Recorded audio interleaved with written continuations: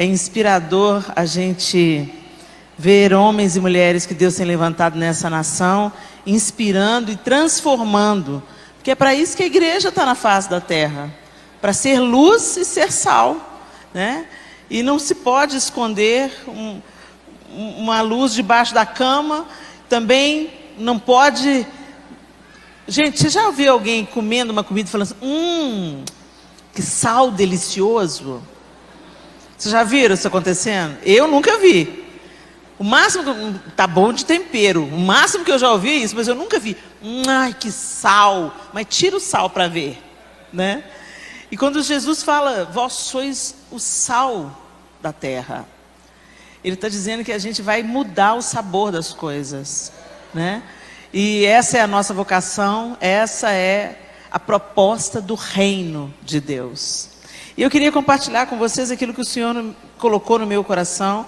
E eu queria que, sem mais delongas, você abrisse a sua Bíblia comigo, no livro de Atos, no capítulo 1. E nós vamos ler do verso 1 até o verso 8. Atos capítulo 1. Lucas é o autor do livro de Atos. E ele está escrevendo esse primeiro capítulo, dirigindo a Teófilo. Em meu livro anterior, Teófilo, escrevi a respeito de tudo o que Jesus começou a fazer e a ensinar, até o dia em que foi elevado aos céus, depois de ter dado instruções por meio do Espírito Santo aos apóstolos que havia escolhido. Depois do seu sofrimento, Jesus apresentou-se a eles e deu-lhes muitas provas indiscutíveis de que estava vivo. Apareceu-lhes por um período de 40 dias, falando-lhes acerca do reino de Deus. Certa ocasião, enquanto comia com eles, deu-lhes uma ordem: não saiam de Jerusalém, mas esperem pela promessa de meu Pai, da qual falei a vocês. Pois João batizou com água, mas dentro de poucos dias vocês serão batizados com o Espírito Santo. Então, os que estavam reunidos lhe perguntaram: Senhor, é neste tempo que vais restaurar o reino a Israel?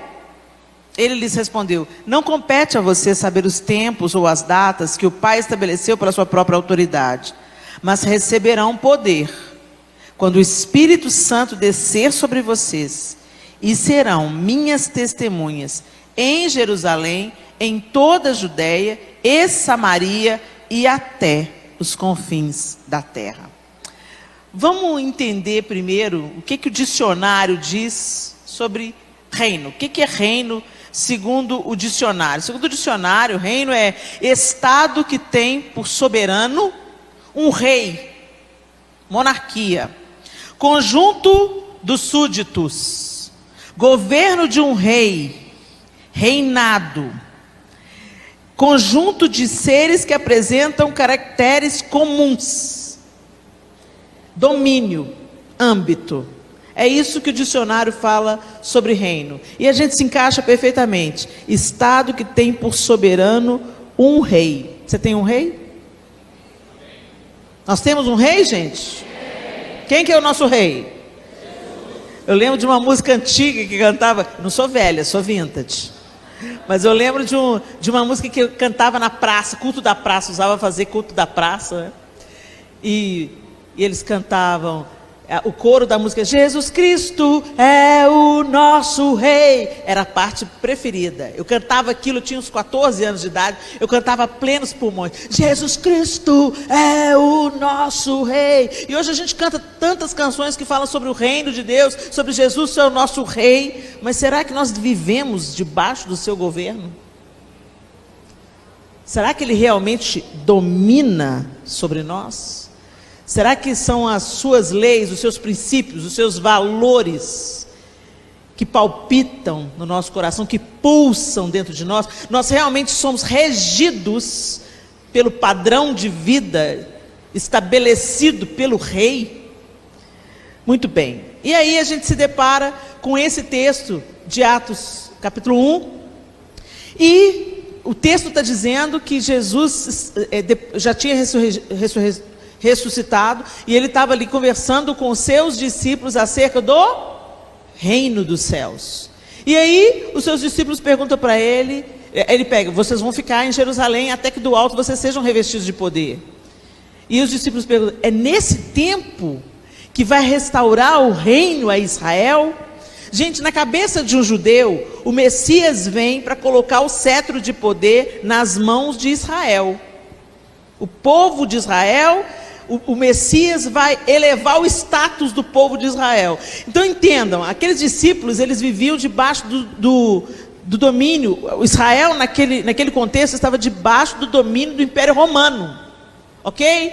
Então o que eles estavam esperando? O Messias que fosse colocar o cetro, tirar o cetro de Roma e colocar o cetro em Israel. Ou seja, Israel ia ter elevado o seu status. Então os discípulos estavam ansiosos, porque eles sabiam que Jesus era o Messias.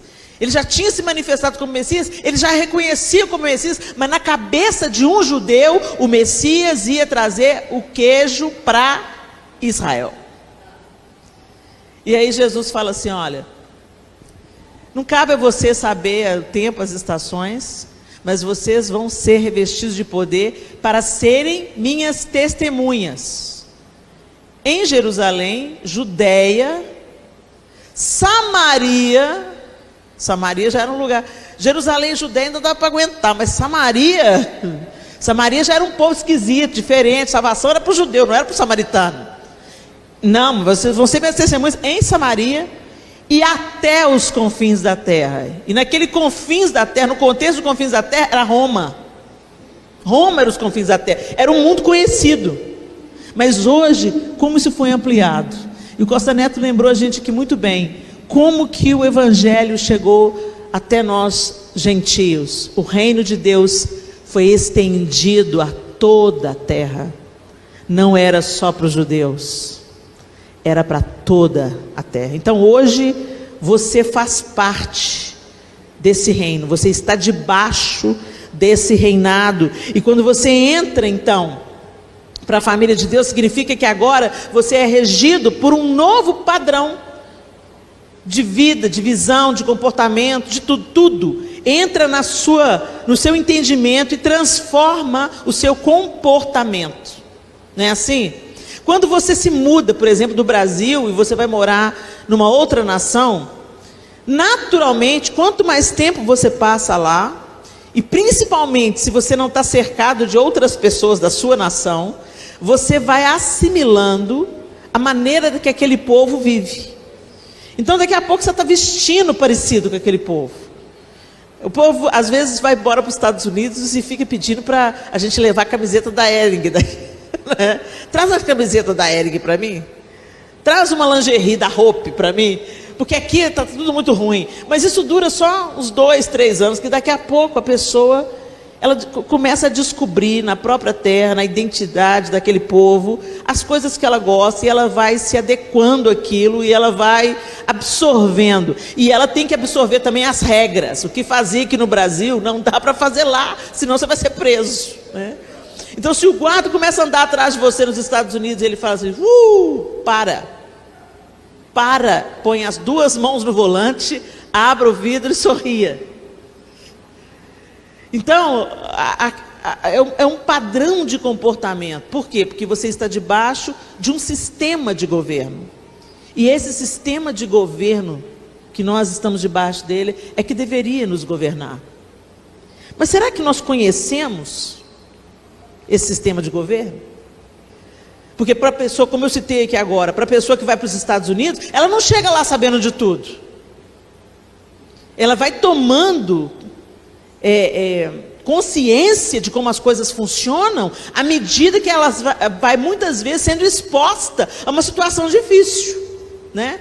Então, um amigo nosso mudou para os Estados Unidos, aí ele foi passar aquele cartão do metrô, e o cartão não passou, mas ele pagou o metrô, ele carregou o cartão, mas a primeira passou, foi embora, o segundo passou, foi embora, o terceiro passou, não passou. O que ele fez? Ele ameaçou pular a roleta. Normal aqui no Brasil, né? Não, eu paguei, não vou pagar de novo não, pula a roleta, né? Mas na hora que ele ameaçou, a lei local já advertiu ele. Já lá está o brasileiro passando vergonha. E infelizmente, gente, a gente muitas vezes é reconhecido no mundo como o povo do jeitinho, do cambalacho, né? Isso é muito triste ainda, mas isso vai mudar em nome de Jesus. Porque o reino de Deus está se sobrepondo à nossa cultura mundana. E ele vai mudar o nosso DNA e a gente, além de ser o povo mais alegre da face da terra, nós também seremos conhecidos como os mais honestos da face da terra. Amém?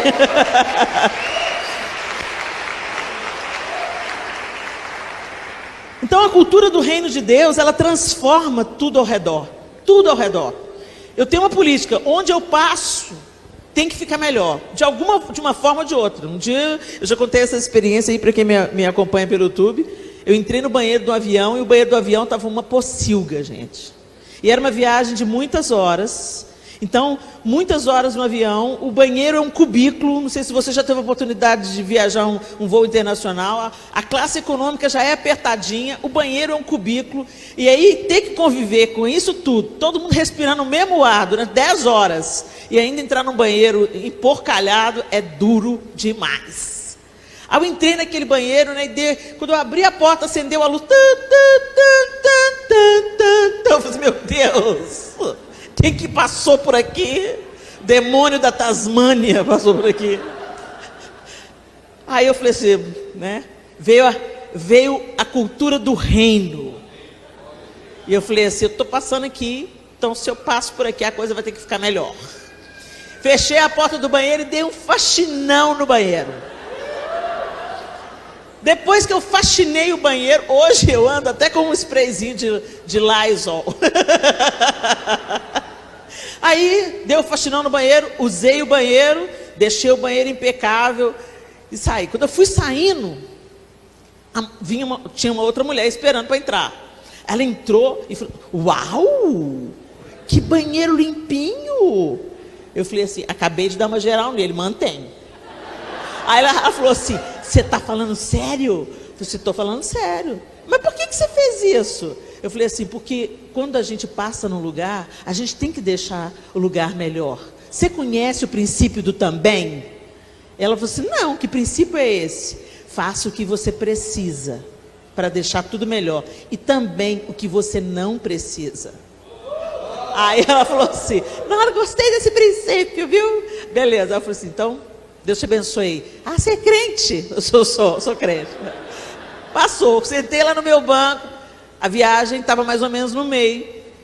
Quando chegou quase o fim da viagem, eu estava dormindo, veio a mulher me cutucar.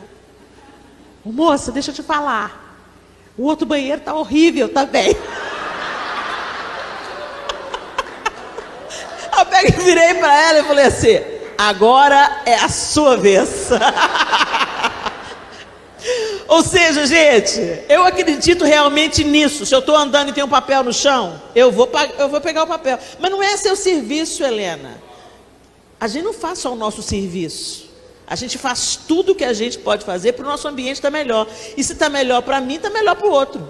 Não é assim? Então vamos junto, vamos catando lixo, né? Vamos limpando o banheiro, né? Por exemplo, a gente gravou o último DVD, um dos últimos DVDs que eu gravei com o Diante do Trono em Belo Horizonte. A gente fez um desafio para o público. Vamos deixar tudo limpo, né? E assim, não tinha lixeiras. A gente gravou na Praça da Estação em Belo Horizonte. Não tinha lixeiras, por incrível que pareça. Aí o que aconteceu? Quando acabou, e a gente foi trabalhando isso ao longo da preparação para o CD. Gente, vamos dar testemunho, vamos cuidar da nossa cidade, vamos transformar o nosso ambiente. A gente é luz, a gente é sal e tal. Quando acabou a gravação, gente, o povo dispersou. A gente foi sair e a gente viu todo o lixo acumulado no meio. Todo mundo juntou o lixo todo para ficar fácil para o gari só chegar e recolher. E depois nós tivemos testemunho, né, dos garis falando, que é isso? Quem dera que todo show que tivesse na praça terminasse assim. Ou seja, é uma marca que fica. Então não é só sobre nós, sobre a gente manter o nosso ambiente em ordem, tranquilo, feliz, habitável, mas é sobre a gente deixar um perfume, uma marca daquele que também perfumou a nossa vida, né? É incrível. Mas para a gente viver isso e se mover nisso, a gente tem que conhecer os princípios do reino. Para conhecer os princípios do reino, a gente tem que conhecer o rei. E o que eu percebo é que a gente às vezes vem para a igreja, mas não vem para o relacionamento. A gente frequenta a igreja e a gente só quer saber as regras. O pode e o não pode. Mas isso não cria relacionamento. Deus é um Deus relacional e Ele enviou o seu Filho unigênito para ter a gente de volta. Para o relacionamento. Para a gente voltar para o jardim. Para a gente voltar a estar com Deus na viração do dia e durante o dia inteiro. Mas a gente não entra no relacionamento. E se a gente não entra no relacionamento, a gente não conhece. Porque eu posso ser apresentado para alguém, um de vocês aqui. Não, Helena, já te conheço. Não, vocês não me conhecem. Vocês conhecem a Helena do YouTube. Vocês conhecem algumas das palavras que eu ministro lá. Então, eu conto algumas histórias e vocês conhecem algumas das minhas histórias. Mas quem me conhece é o João. João mora comigo. Me vê nos meus piores dias e nos meus melhores momentos. Ele já me viu doente, ele já me viu irada, ele já me viu semi-endemoniada. Ele já me viu de todo jeito. Então ele pode dizer como é que eu funciono. Por quê? Porque ele já comeu mais de 1 quilo de sal comigo, né, João? Foram muitos quilos de sal em 30 anos, praticamente 30 anos de casamento. Em julho do ano que vem a gente completa 30 anos de casados. Então, muito quilo de sal nisso aí, né? Esse ditado, para conhecer alguém tem que comer 1 quilo de sal, é porque para comer 1 quilo de sal leva tempo. Então você tem que caminhar junto, você tem que gastar tempo junto, e você tem que ser exposto àquela pessoa em dias bons, em dias ruins. Você vai ver as reações dela diante das crises, e aí você vai conhecendo, você vai tendo um vislumbre do caráter daquela pessoa, de quem ela é, e você vai entendendo como lidar com ela. E por incrível que pareça, não aprende só a lidar com ela, mas vai absorvendo parte dela. Então, quanto mais um casal, se um casal vive bem e ele é casado há muitos anos, você vai começando a ver as nuances de um e outro. Eles nem falam mais um com o outro, é só casal é gangue, gente. Eles olham para o outro assim, ó, ninguém entendeu nada, mas eles já entenderam tudo. Por quê? Porque conhece. Eles se dizem coisas sem precisar de palavra. Eles absorvem, às vezes, o comportamento um do outro. João Lúcio era mudo, gente. Mas agora anda tão falante. E eu estou cansando mais rápido de falar. Começa a falar, começa a doer o maxilar. Eu falo assim, prefiro ficar calada. A gente vai se misturando. Nuances do João Lúcio passa para mim, nuances de mim passa para o João Lúcio, né? E a gente tem que se misturar com o rei, para a gente viver o reino, né? E eu queria trazer isso para você. O que é conhecer a Deus? Não é vir para a religião, gente. Não é só ser um frequentador de igreja. Não é só pagar suas contas, entendeu? Pagar sua fatura com Deus. Não, eu venho na igreja todo domingo, eu dou meu dízimo, minha oferta, então Deus tem uma obrigação comigo, porque eu estou andando direitinho. Imagina, né? João Lúcio virasse para mim e falasse assim comigo, assim, olha, eu estou pagando as contas, estou mantendo a casa. Você está entendendo? Então agora você tem que ter sexo comigo. Porque eu estou fazendo a minha parte, você faz a sua. Que esquisito que isso ia ser. Uma vez um menino lá no CTM falou assim, eu estou precisando de uma esposa. Fulano, você está querendo casar? Estou. E por que você acha que você está precisando de uma esposa? Por que você está querendo casar? Não, porque eu estou precisando de alguém para lavar minha roupa, passar minha roupa, fazer minha comida. Eu falei, não, filho, você não quer uma esposa, você quer uma empregada doméstica. Mas às vezes os nossos relacionamentos humanos, eles são utilitaristas. Então você se relaciona com o outro por causa daquilo que o outro vai te oferecer. Então eu vou ter o que eu quero do outro. E relacionamento não é isso, né, gente? Consequentemente, quando a gente se relaciona, a gente vai se doar, a gente vai se entregar, a gente vai conceder, alegremente, voluntariamente, né?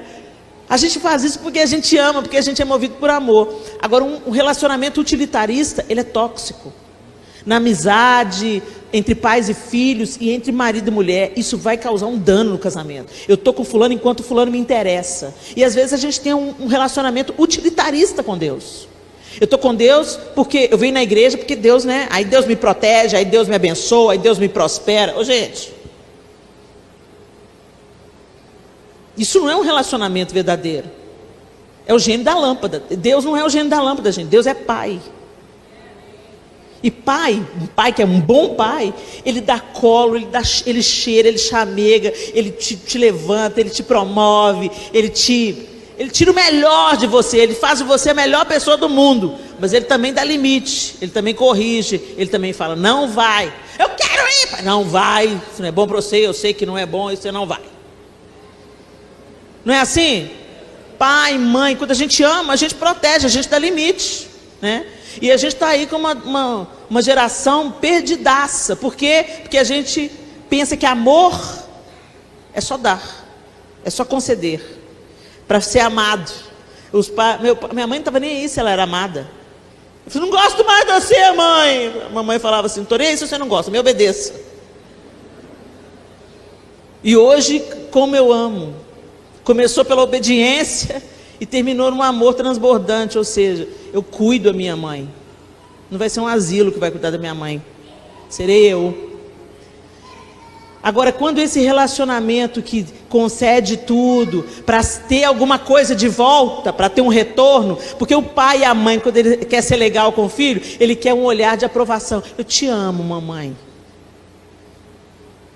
Só que aí, você não produz frustração no seu filho, você não diz não para ele. E essa frustração o mundo promove. E aí ele não tem estrutura para lidar com a frustração. E aí eles vão para as drogas, enfim. É amplo esse espectro. Então, eu quero te dizer que o relacionamento de verdade, ele envolve trabalho, ele envolve renúncia, ele envolve busca de um pelo outro, de conhecer, de descobrir, de se achegar. Quando você quer conhecer uma pessoa, o que você faz? Vamos jantar? Vamos tomar um café? Porque nesse tempo de comunhão, você vai trocando ideia, você vai trocando opinião, você vai conhecendo o outro, e você gasta um café e 2 cafés, e depois vira almoço e jantar, e ali você já se tornou amigo. Por isso que Jesus era tão criticado, porque ele chamava o povo para a mesa, ele sentava com os pecadores, e sentar com os pecadores significa se tornar amigo deles. Isso deveria ser uma verdade da gente no nosso relacionamento com Deus. Senta na mesa do Pai. Senta na mesa do Pai. Não é religião, é relacionamento.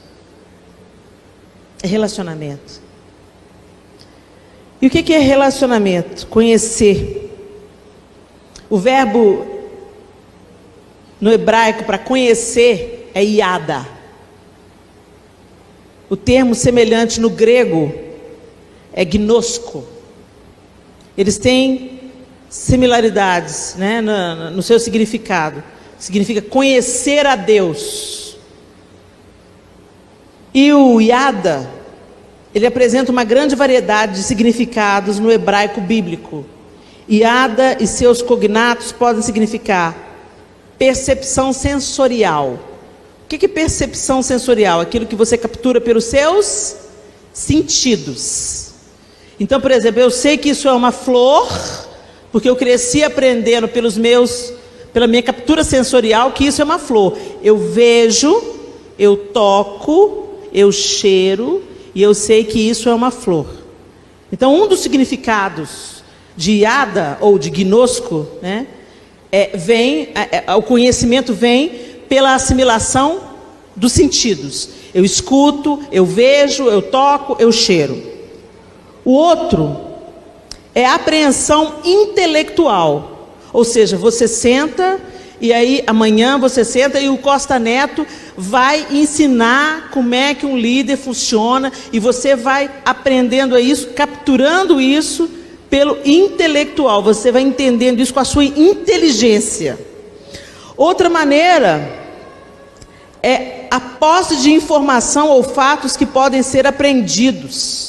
Ou seja, junto com a apreensão intelectual, o Costa Neto vai ilustrar amanhã experiências que ele viveu, coisas que ele aprendeu na prática, experiências que ele aprendeu com o voluntário, ou com o seu liderado, ou com a dinâmica da sua igreja. O que deu certo, o que não deu certo.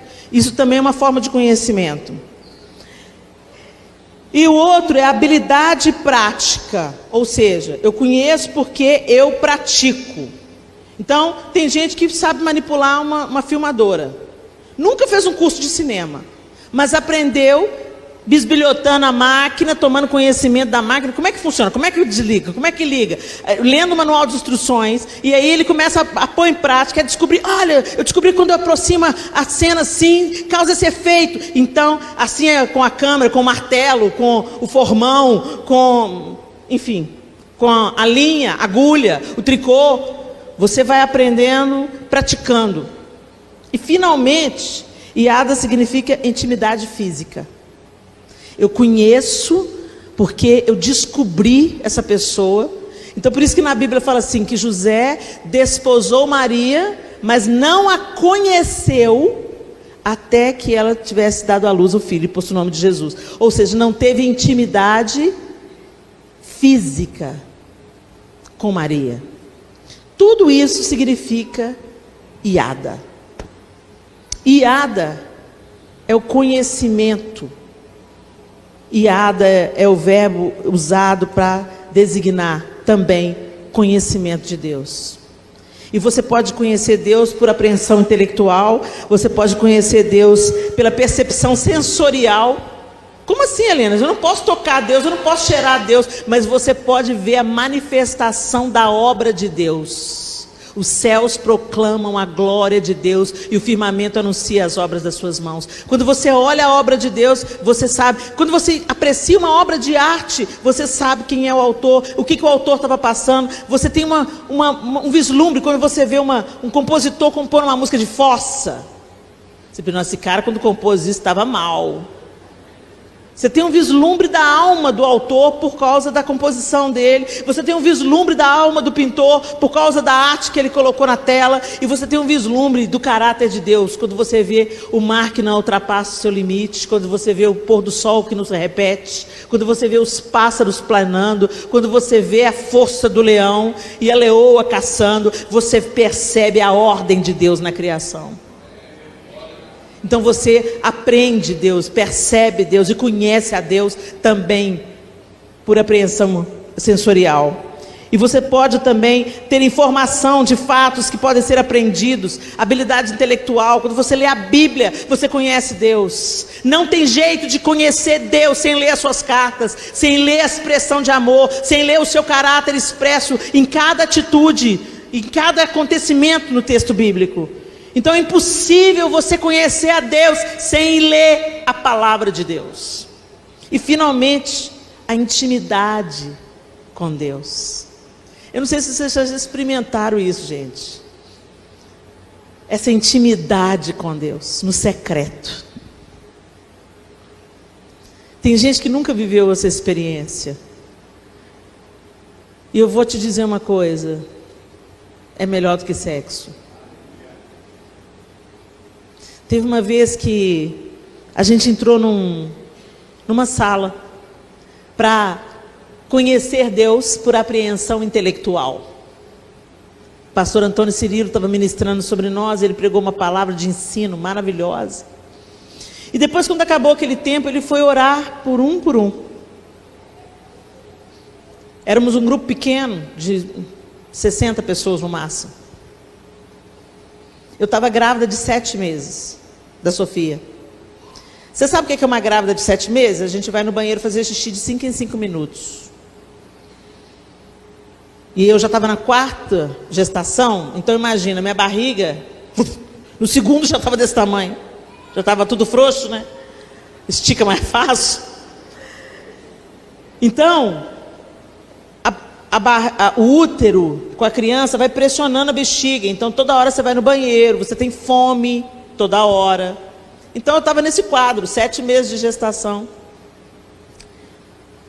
E o Cirilo começou a ministrar. E aí Depois da palavra, ele falou, vamos orar, vamos adorar a Deus. E nós começamos a entrar no nosso IADA, de conhecimento individual, de intimidade com o Senhor.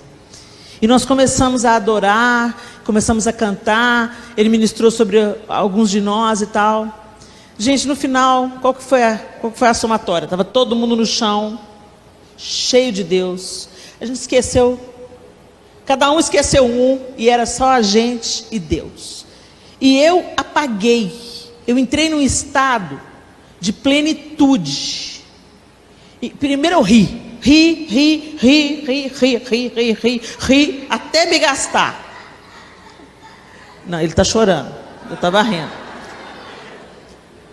E eu fiquei, tinha uns colchãozinhos lá atrás, e eu fui lá para o colchãozinho, deitei no colchãozinho, e ondas de paz e de alegria vinham sobre mim assim. E eu adormeci. Eu acordei com o João de um lado e a tia Lenilda de outro, falando, Helena, acorda. Eu olhei para os dois e falei, o que esses dois estão me atrapalhando? Olhei para os dois e falei, eu estou bem aqui, eu estou ótima, deixa eu aqui. E comecei a rir de novo, João. Meu bem, você tem que levantar, meu bem, você está grávida, pensa no neném. O neném está ótimo. Está tudo ótimo. Gente, eu estava plena, não precisava de nada. O que estava me incomodando na minha intimidade lá com Deus? E aí o João falou assim, Helena, são 4 da tarde. A gente entrou às 9 da manhã. Eram 4 da tarde. Eu não estava com vontade de fazer xixi. Eu não estava com fome. Eu estava suprida em Deus. Eu estava dentro de uma bolha de intimidade com Deus, que eu não queria mais nada, nem mais ninguém, nem mais coisa nenhuma. Eu só queria ficar ali. E eu tenho curiosidade de saber se aqueles dois não viessem me atrapalhar até onde que eu ia. E é isso que Deus quer ter com a gente. Para que a gente caminhe naquilo que a gente tem que caminhar. Para que a gente flua naquilo que a gente tem que fluir, sem nos esforçar. Para que o fruto do Espírito seja gerado em nós e comece a explodir em fruto assim, ó. Você nunca viu uma mangueira gemendo para dar manga, gente. É da natureza da mangueira produzir manga.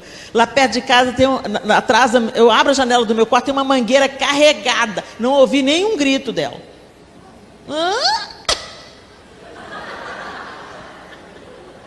Por quê? Porque vem a estação e ela cumpre o seu ciclo, explode em flor e depois vem as mangas e daqui a pouco vem a mão do dono e poda ela.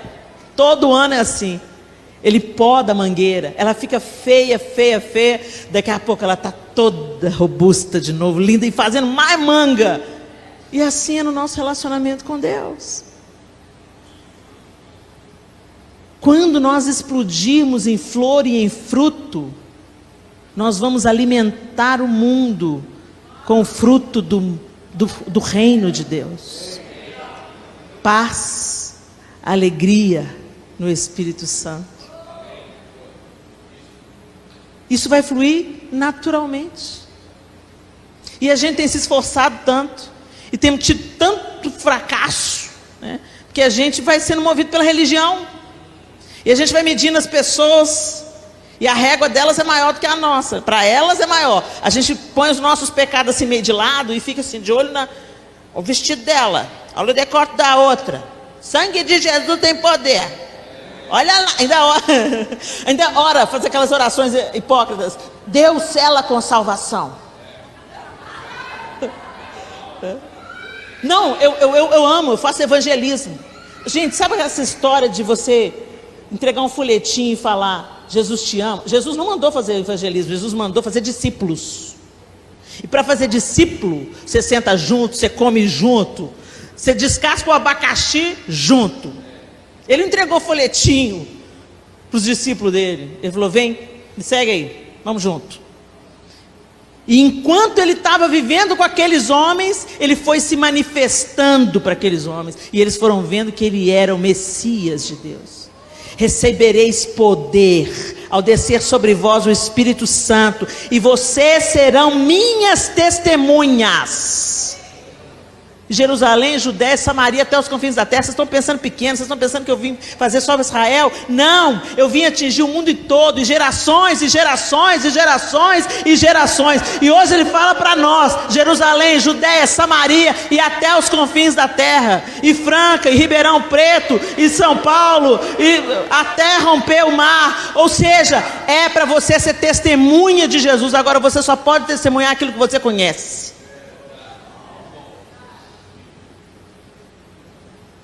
Você só pode testemunhar aquilo que você viu, aquilo que você experimentou, aquilo que você viveu, aquilo que você vivenciou. Você pode até conseguir falar superficialmente de uma pessoa, mas algumas pessoas você pode falar assim: eu conheço. Você pode falar: Helena, você é uma bênção na minha vida. Vai ser uma bênção ouvir isso de você, mas vai ser uma bênção ouvir isso do João. Quando o João me diz: Helena, você é uma bênção. Quando os meus filhos me dizem: mãe, você é uma bênção. Isso para mim tem um peso, porque eles me conhecem. Então o testemunho deles eu tomo como verdadeiro. E quando essa palavra não vem, eu fico pensando: alguma coisa na minha fé tem que ser ativada. Alguma coisa no meu relacionamento com Deus tem que ser aperfeiçoado. Se você não é uma bênção na sua casa, você não é uma bênção em lugar nenhum. Nos outros lugares você pode ser uma farsa, porque a gente põe a máscara social, porque a gente quer ser legal. A gente quer ser aprovado, a gente quer ser aplaudido, a gente quer ouvir do outro: nossa, você é uma bênção. Mas as pessoas de dentro de casa estão falando: eu não quero o seu Deus. E talvez hoje esse seja o meu maior desafio. Tem alguma coisa em mim que Deus quer mudar, quer transformar. Deus não desperdiça nada na sua vida, nem a sua dor. Ele está querendo dar um upgrade na gente, aí algumas coisas chegam.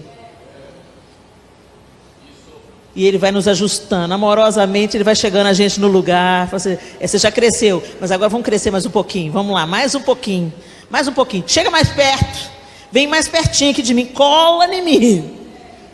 Que eu vou te sustentar e vou te aperfeiçoar. E vou fazer a parte difícil, né, Costa Neto? Que só Ele que pode fazer. Eu não posso transformar. Como é que é, Costa Neto? A gente ama e serve. E o Senhor fica com a parte difícil, que é transformar. E esse é o papel da igreja. Então eu quero te encorajar nessa noite. Conhece o Senhor. Entra num relacionamento. Que vivamos o iada de Deus. Eu queria deixar um versículo no coração de vocês. Eu planejei um tanto de versículo, mas Deus mudou o rumo da mensagem. Eu quero só deixar no seu coração o texto de Oséias 6, capítulo 3, versículo 3, 6, 3. Conheçamos o Senhor. Esforcemo-nos por conhecê-lo. Tão certo como nasce o sol, Ele aparecerá. Virá para nós como as chuvas de inverno, como as chuvas de primavera que regam a terra. Quando a gente quer conhecer uma pessoa, a gente precisa se aproximar. A gente precisa buscar esse conhecimento.